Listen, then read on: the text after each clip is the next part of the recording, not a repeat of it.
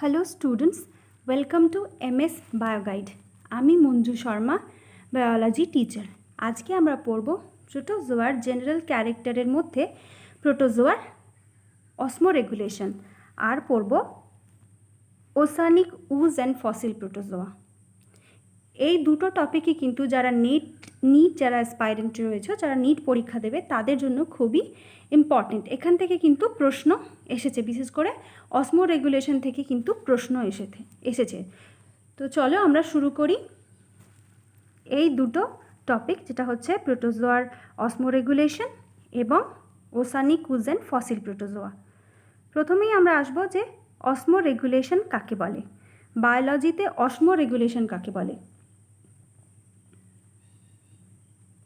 এই osmoregulation হলো osmoregulation in biology maintains by an organism of an internal balance between water and dissolved materials regardless of environmental condition। অর্থাৎ কি না, কোনো অর্গ্যানিজমের বডির ভিতরে যে লিকুইডের মধ্যে যে বডিতে যে লিকুইড আছে তার মধ্যে যে ডিজলভ ম্যাটেরিয়াল আছে, অর্থাৎ যে দ্রবীভূত পদার্থ রয়েছে তার সাথে বাইরের এনভায়রনমেন্টের মধ্যে একটা ব্যালেন্স ক্রিয়েট করা, সেটাই হচ্ছে কিন্তু অসমোরেগুলেশন। যেমন আমরা ইউরিনেট করে কি করি, আমরা আমাদের যে যে মেটেরিয়াল আমাদের বডিতে তৈরি হয়, আমাদের মেটাবলিজমের ফলে যে সমস্ত ওয়েস্ট মেটেরিয়াল তৈরি হয়, সেগুলো কিন্তু আমাদের বডি থেকে আমরা বের করে দিই, যেটা হচ্ছে ইউরিনেশনের মাধ্যমে। এই রকমভাবে বিভিন্ন অর্গ্যানিজম রয়েছে যারা হচ্ছে এক্সেসিভ সল্ট কিংবা এক্সেসিভ ওয়াটার বডি থেকে বের করে এই ব্যালেন্সটা মেনটেন করে। এবার আসবো আমরা যে প্রোটোজোয়ার ক্ষেত্রে অসমোরেগুলেশন কি হয়। আমরা পড়েছিলাম প্রোটোজোয়ার জেনারেল ক্যারেক্টার্স পড়ার সময় আমরা পড়েছিলাম যে প্রোটোজোয়া হচ্ছে অ্যাকোয়াটিক হতে পারে, আবার টেরিস্ট্রিয়াল হতে পারে। তো যে সমস্ত অ্যাকোয়াটিক ফর্মস রয়েছে তাদের মধ্যে কিছু প্রোটোজোয়া আছে ফ্রেশ ওয়াটার আর কিছু প্রোটোজোয়া আছে ম্যারাইন ফর্মস। তো ফ্রেশ ওয়াটার যে সমস্ত প্রোটোজোয়া রয়েছে তাদের ক্ষেত্রে একটা বড় প্রবলেম তাদেরকে ফেস করতে হয়, কি যে অসমোসিসের মাধ্যমে তাদের বডিতে প্রচুর পরিমাণে জল ঢুকে যায়। তো এই অতিরিক্ত জলকে যদি তারা বের না করে দেয় তাহলে প্রোটোজোয়াটা কি হবে, সোয়েল হয়ে যাবে এবং প্রোটোজোয়াটা ব্রাস্ট হয়ে যাবে বা রাপচার হয়ে যাবে, অর্থাৎ প্রোটোজোয়াটার ডেথ হয়ে যাবে। তো প্রোটোজোয়াকে কি করতে হবে, যে এক্সেস ওয়াটারটা বডি থেকে বের করে দিতে হবে। The freshwater protozoa animals will face a problem with excess of water that enters into the body by osmosis. The process by which water balance in the body is maintained is called osmoregulation. তো এই osmoregulation maintain করার জন্য কি হচ্ছে, কন্ট্রাকটাইল vacuole থাকছে অনেকগুলো।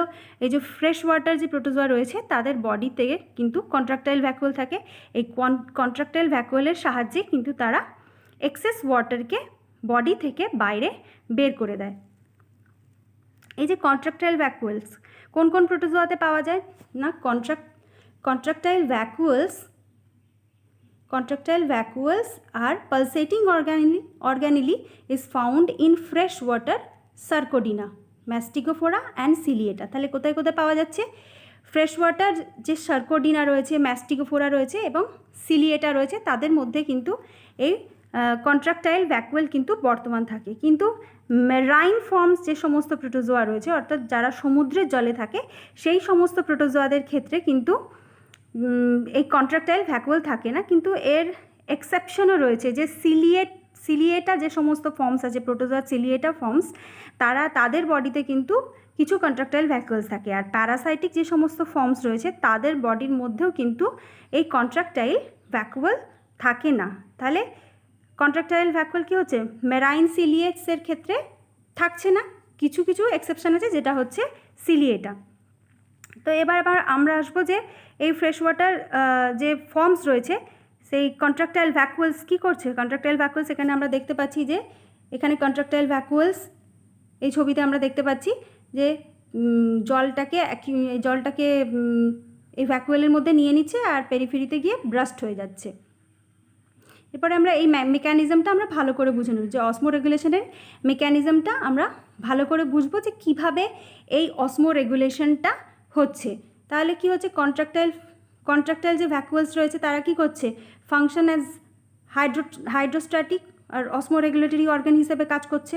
আর যে fresh water রয়েছে, যেই ফ্রেশ ওয়াটার এনভায়রনমেন্টে যে ফ্রেশ ওয়াটার ফর্ম প্রোটোজোয়া রয়েছে, সেই প্রোটোজোয়ার মধ্যে দিয়ে কি হচ্ছে, এন্ডো অসমোসিসের মাধ্যমে জল প্রচুর পরিমাণে ওই ফ্রেশ ওয়াটার প্রোটোজোয়ার বডিতে প্রবেশ করছে। কেননা কি, যে ফ্রেশ ওয়াটার যে ফর্মস রয়েছে তাদের যে সাইটোপ্লাজমের যে কনসেন্ট্রেশন, সেটা কিন্তু বাইরে যে এনভায়রনমেন্টে রয়েছে, অর্থাৎ পুকুরের জলে বা নদীর জলে যে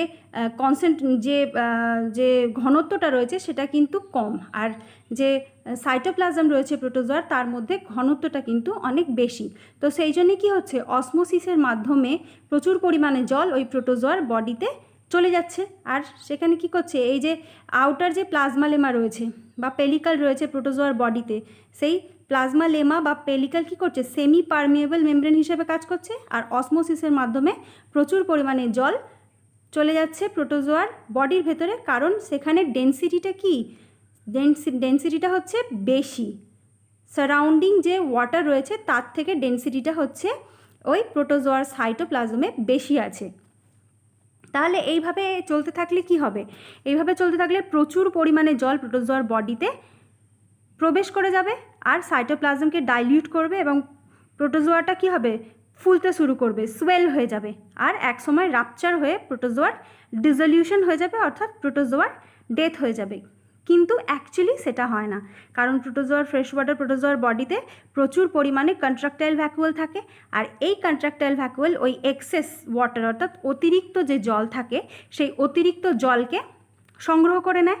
আর কি হয়, সেটা কি হয়, যে প্রোটোজোয়ার যে বডি রয়েছে তার সারফেস এরিয়াতে চলে যায়, সেখানে গিয়ে ব্রাস্ট হয়ে যায় আর এক্সেস জলকে বডি থেকে বাইরে বের করে দেয়। তো এটাই হচ্ছে অসমো রেগুলেশন। এইভাবেই হচ্ছে, যেমন এখানে আমরা এই ছবিতে একদম পরিষ্কারভাবে দেখতে পাচ্ছি যে এখানে আমরা দেখতে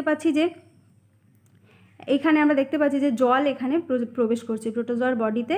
এখানে এর প্লাজমা লেমাটা সেমি পারমিয়েবল মেমব্রেন হিসেবে কাজ করছে আর জল এখানে ঢুকছে। তারপরে কি হচ্ছে, জলটা যাই প্রবেশ করছে তখন এখানে এই যে কন্ট্রাকটাইল ভ্যাকুয়াল রয়েছে এর ভিতরে জলটা ঢুকে যাচ্ছে, আর কন্ট্রাকটাইল ভ্যাকুয়ালের সাইজটা ইনক্রিজ হয়ে যাচ্ছে, আর তারপর এই পেরিফেরিতে চলে যাচ্ছে, অর্থাৎ বডির সারফেসের কাছে চলে যাচ্ছে, সেখানে ব্রাস্ট হয়ে যাচ্ছে, আর প্রচুর পরিমাণে জল কি হচ্ছে, বডির বাইরে চলে যাচ্ছে, এক্সপেল হয়ে যাচ্ছে ওয়াটার বডির বাইরে থেকে, এজ থেকে, অর্থাৎ বডির ধার থেকে বাইরে চলে যাচ্ছে। তো এইভাবে জলের যে ব্যালেন্সটা, যে একটা আইসোটোনিক কন্ডিশন, এভাবেই কিন্তু প্রোটোজোয়া তার বডিতে মেনটেন করছে। আইসোটোনিক কন্ডিশন কি, যে বাইরে থেকেও সেরকম মানে দুটো যে এনভায়রনমেন্ট রয়েছে তার মধ্যে যে ব্যালেন্সটা সেটা হচ্ছে ক্রিয়েট হচ্ছে এইভাবে অসমো রেগুলেশনের মাধ্যমে। এখানে আমরা দেখব যে একটা প্যারামেসিয়াম আছে। প্যারামেসিয়ামও হচ্ছে কি একটা ফ্রেশ ওয়াটার ফর্ম। প্যারামেসিয়ামকে পুকুর, নদী, যে সমস্ত ফ্রেশ ওয়াটার যে বডি রয়েছে সেই সমস্ত ফ্রেশ ওয়াটারে প্যারামেসিয়ামকে পাওয়া যায়। তো প্যারামেসিয়ামের যে কন্ট্রাকটাইল ভ্যাকুয়ালটা, এখানে আমরা কন্ট্রাকটাইল ভ্যাকুয়ালের শুধু ছবিটা আমরা দেখতে পাচ্ছি, যে কন্ট্রাকটাইল ভ্যাকুয়ালের মধ্যে অনেকগুলো ক্যানাল আছে। এই ক্যানালগুলোর মধ্যে দিয়ে জল কি হয়, এই ক্যানালগুলোর মধ্যে দিয়ে জল প্রবেশ করে, আর প্রোটোজোয়ার এই যে কন্ট্রাকটাইল ভ্যাকুয়ালটা সেটা হচ্ছে সাইজে ইনক্রিজ হয়ে যাচ্ছে। যেখানে দেখতে পাচ্ছি প্রথমে এখানে জল নেই, এখানে স্ট্রিং হয়ে রয়েছে এমটি ভ্যাকুয়াল, তার মধ্যে কি হচ্ছে, এর মধ্যে ঢুকে যাচ্ছে, canals take up water from cytoplasm থেকে জল নিয়ে নিচ্ছে, যেটা অসমোসিসের মাধ্যমে এই প্রোটোজোয়ার বডিতে ঢুকেছিল, সেই জলটা নিয়ে নিচ্ছে, নিয়ে এটা আকারে বড় হয়ে যাচ্ছে। তারপর কি হচ্ছে, এই যে জলটা তারপর এই যে কন্ট্রাকটাইল ভ্যাকুয়াল রয়েছে, এই কন্ট্রাকটাইল ভ্যাকুয়াল থেকে জলটা কি হচ্ছে, ওপেন পোরের মাধ্যমে ভ্যাকুয়াল কন্ট্রাক্ট হচ্ছে, আর ওপেন পোরের মাধ্যমে এই জলটা বডির বাইরে চলে যাচ্ছে।